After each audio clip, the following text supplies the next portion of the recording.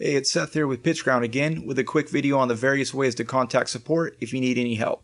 Alright, so the first thing you should do is scroll down to the very bottom of the page, and the first thing you could do is look at their FAQ. You may be able to find answers to your questions already there. And if that doesn't work out, you can check out their help documents right here, which will be growing more in time as well. And they have a search bar right here, and you can just search for your issues and get answers. Alright, so if you can't find an answer at the FAQ or the help documents, you can use their site chat right here. And they're really helpful, so definitely hit them up on their site chat. Okay, and next up you got two more support options. You can also reach them through their email support, which is support@thefourthblock.com.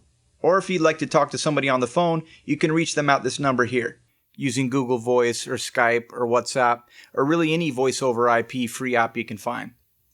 So in summary, here's your support options. Alright, so it was just a short video so you know the various different ways you can contact support. It's a great product and they got great support, so you guys are in good hands. Alright, that's all for this video. Thanks for watching.